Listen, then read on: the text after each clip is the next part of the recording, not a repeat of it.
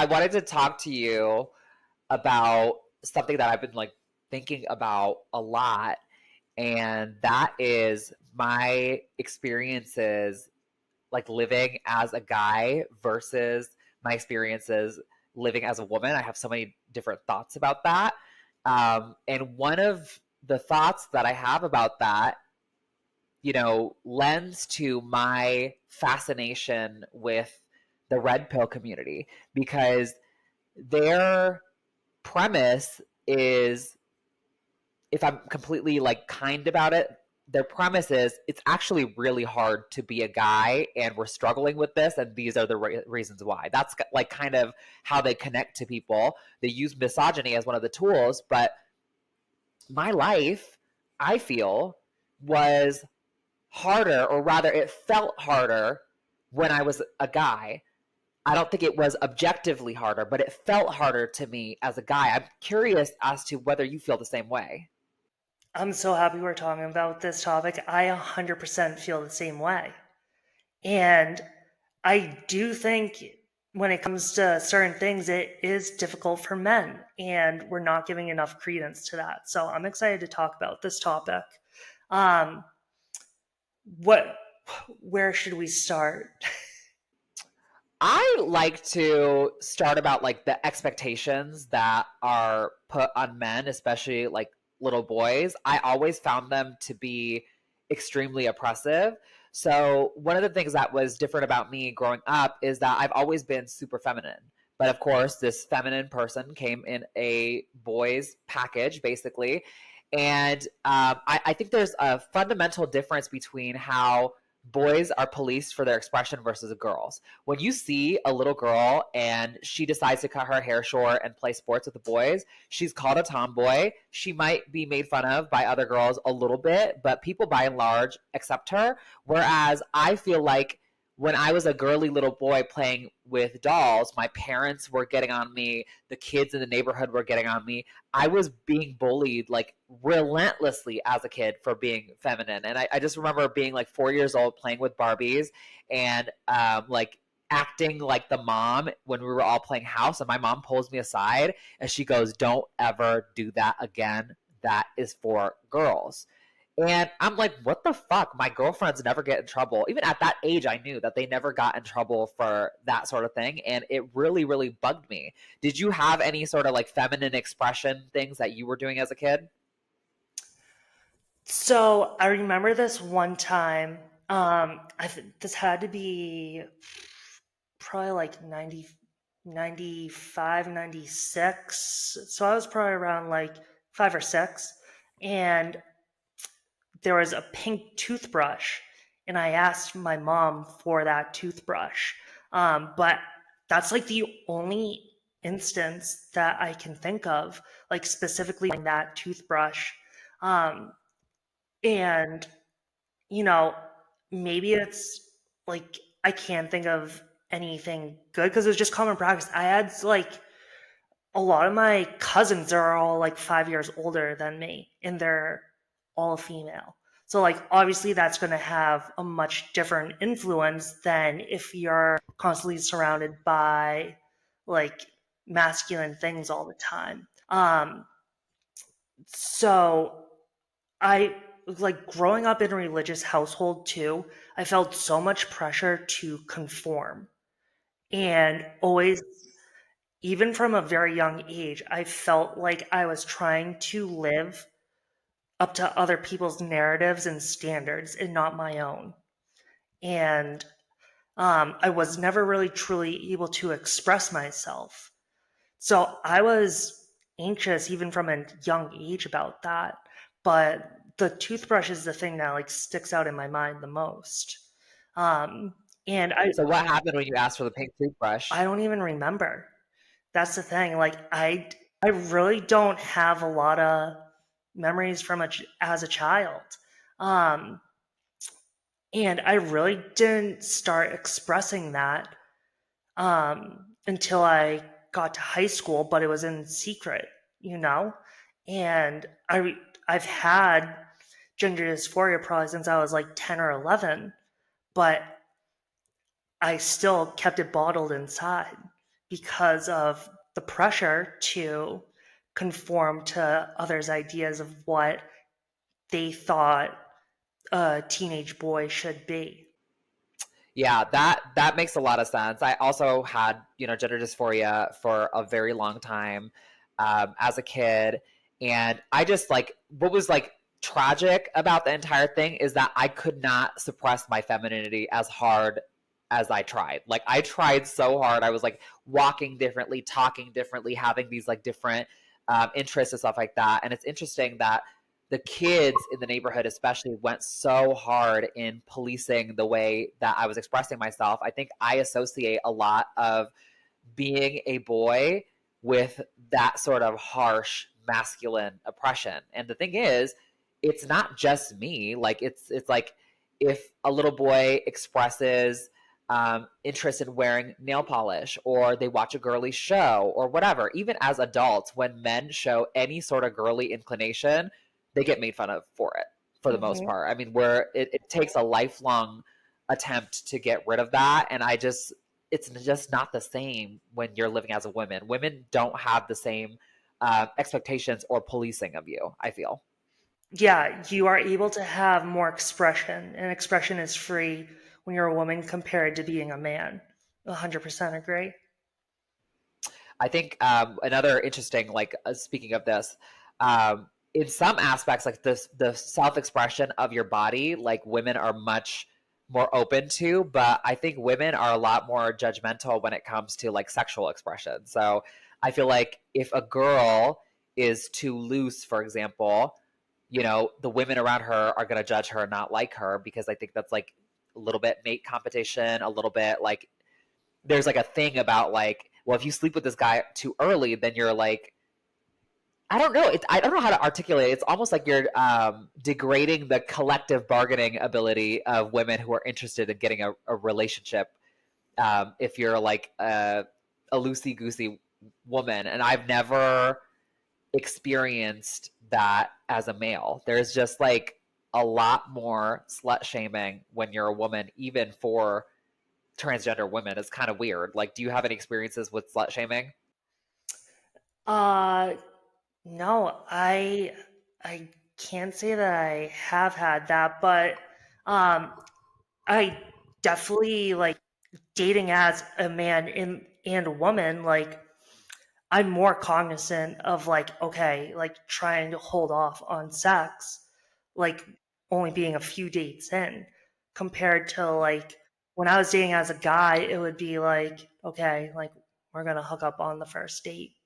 And like that was like it happened like multiple times. So now I try to refrain from that type of behavior. Yeah, I fully agree. And that's you reacting to the stigma of being sexually open, basically, as a woman. That's exactly what that is. Like, even though somebody hasn't come and brought like a pitchfork to you, that doesn't change anything. The other thing I'm noticing, I've been open about getting a boob job. I can tell you about that. I went to my first consultation on Monday and it was great. But I've been talking to my girlfriends and my guy friends about boob jobs, and the guys are all like, oh, yeah, get them really big, get them as big as you want. Like, you're going to be sickening or that's going to be sexy, whatever. They'll say stuff like that. Every single girl has been like, what size are you going to get them? And I've been like, a C. And they've been like, okay, good, good. Not too big for your frame. And so I've had a lot of thoughts about that. I think most of that is coming from we do not want you to look like a freak, basically, or we don't want you to look disproportionate, but it just shows me how like women view like the bimbo type of woman. Like again, it's like the kind of slut shaming, like this is way too much. You look crazy. I've never heard a man make a comment like that. So it's a woman only thing. I think most of it is concern for a friend, right? Protecting a friend from judgment. I'm also wondering, I'm like, when women judge other women with big boob jobs, is there some sort of like mate competition thing that's going on in their head where they're feeling like they got to put the lady with the big boobs down? Yeah, my first thought was that like it's coming from a good place, but There has to be like some fraction of a percent that like, okay, this is a little bit of competition, especially because like you are a very pretty woman too, so like that would be competition. I would think that a lot of women see you as competition out there. Yeah, I mean, maybe none of my those friends definitely don't. Like, I would like to think that. But I think that the idea of a woman jumping around with big tits and getting attention from men, I think that unsettles a lot of people. And yeah, it's just keeping women keep other women in check for that sort of thing. Again, it's not present for men. Men do it in other ways, right? Men go, if somebody's too muscular, they accuse the other person of not being natty, right? Like that's like the how they project their Yep. shadows. So we're all kind of running in this rat race, and it's certainly interesting. What do you think? Like, how do you think judgment from women is different than how men judge men? I feel like when men judge men, it's it's not as serious. I don't know if serious is the right word. I feel like they don't take as much into consideration and are like really thinking it through. I think it's just like, okay, they they have an issue and then they kind of get over it, but like I was never able to think like that, you know what I mean? Like cuz I feel like I had a very emotional and like I have a lot of feelings in this little heart of mine. So, um yeah, I was never able to like relate to that thought process where it's just like yeah, okay, like we have an issue and we'll never talk about it again and we'll get over it. I feel like that's kind of how they judge each other. Like they most of the time they won't even talk about it. Where like women, I think it's much more out in the open. And you can like women are much more in tune with their emotions and intuition and what's going on around them. And I think that's the biggest difference when it comes to judgment, disagreements, etc. Yeah, I feel like men really are really harsh to other men that are not friends with them, but with their friends, they're like, they don't talk about their emotions much.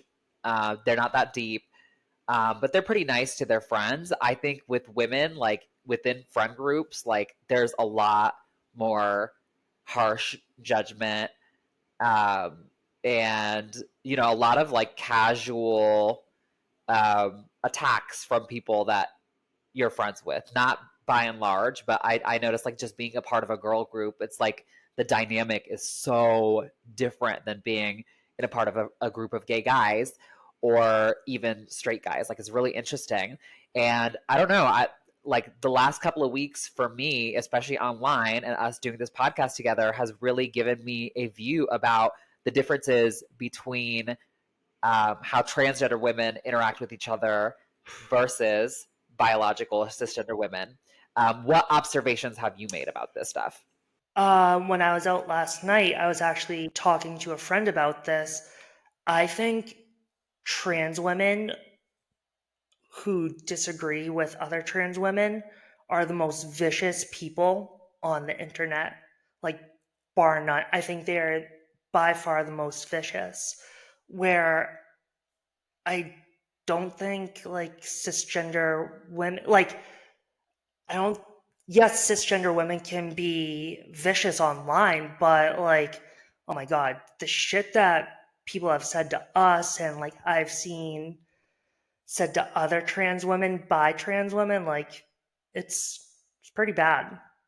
Like it's pretty bad. And they're always the loudest in the room. That's the thing. They're always the loudest.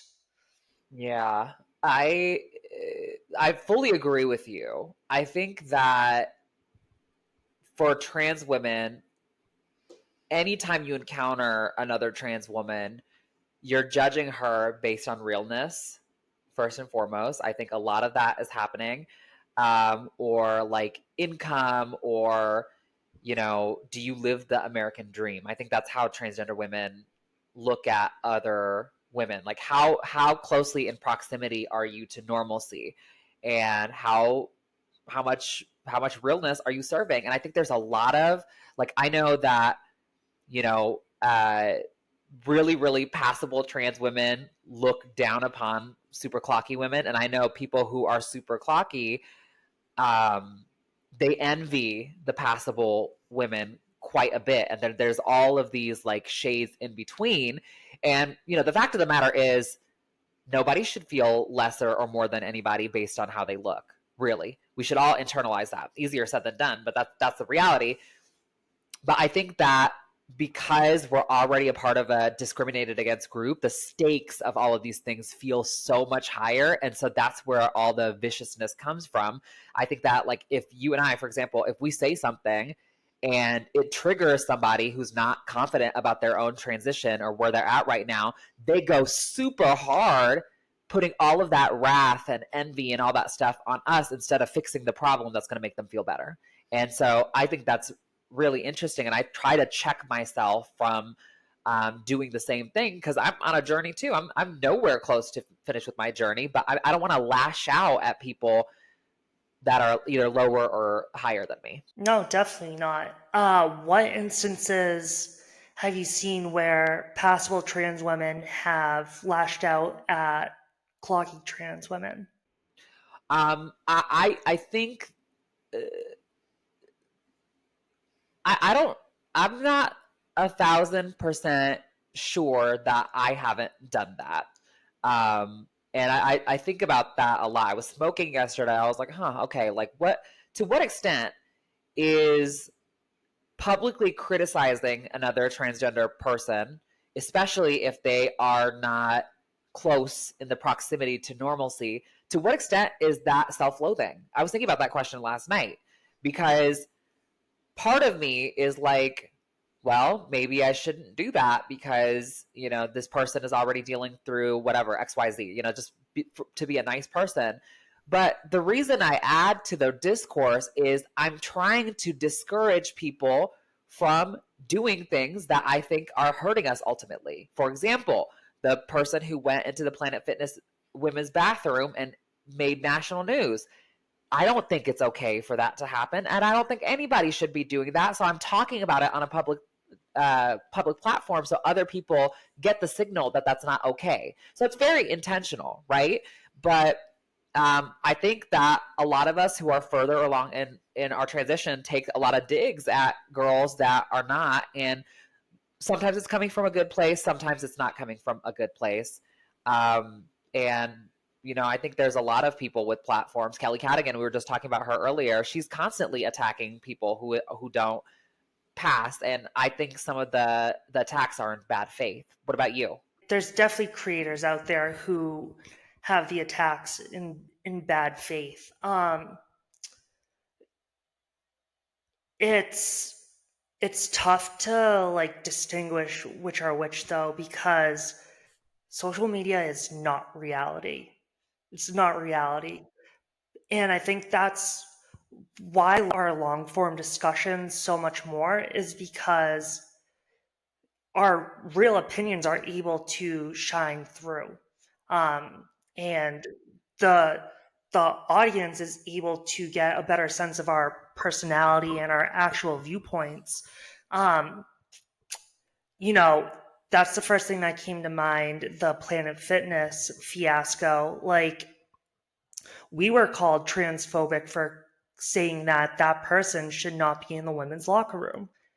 And I don't, I genuinely don't think it's transphobic to say that if a trans woman is shaving her face in a women's locker room and fully presenting male, that that person shouldn't be in the women's locker room. I genuinely don't think that's transphobic.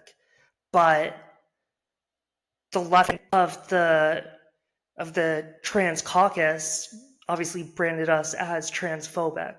So there's some disconnect there. And I'm like actually curious what percent of this trans group that we're in thinks that we're transphobic for saying that. Like the comments were a lot different on Eden's video that she made about it compared to the video he made about it. And I'm sure that's, audience reach, etc. But um, yeah, I feel like a lot of people in general think that that person shouldn't be in the women's locker room, and it's really only trans women who are defending that. Yeah, I think it's indefensible. I don't feel bad about saying it, and people can feel however they want. And I think that, when I said it with a lot of spice because that's how I genuinely feel. And sometimes I understand that's triggering for people, but life's hard. Get a helmet. We need to toughen up. That's another thing that I want us to think about.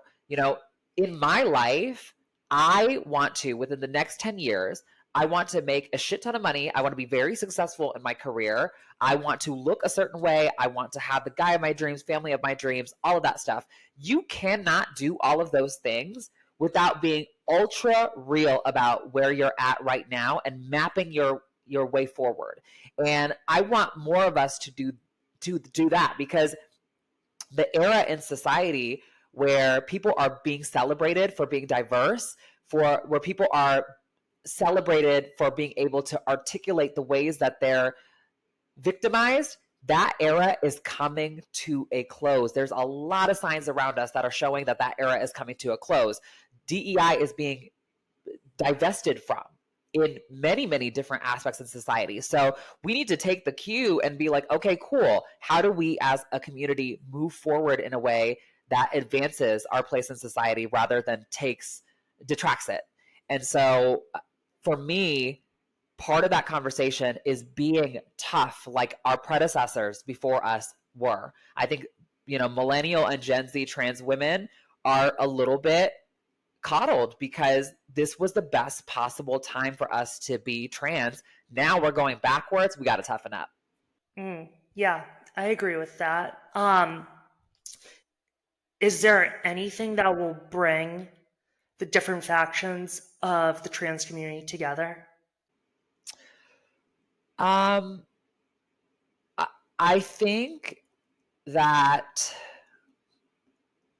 I think that um, having like transgender stories from a moderate perspective, like having a really compelling transgender leader or story to connect us all is going to help us with that.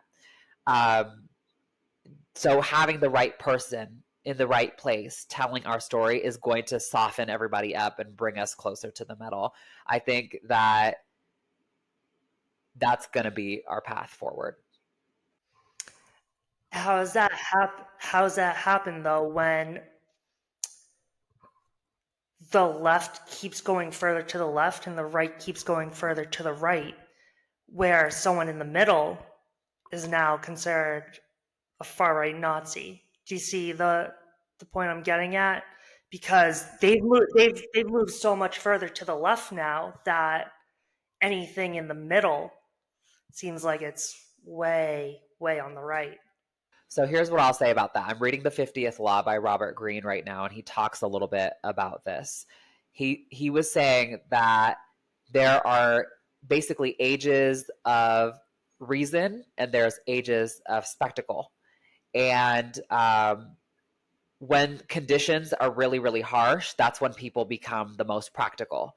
But when people are coddled, they tend to be more intellectually loose and all over the place.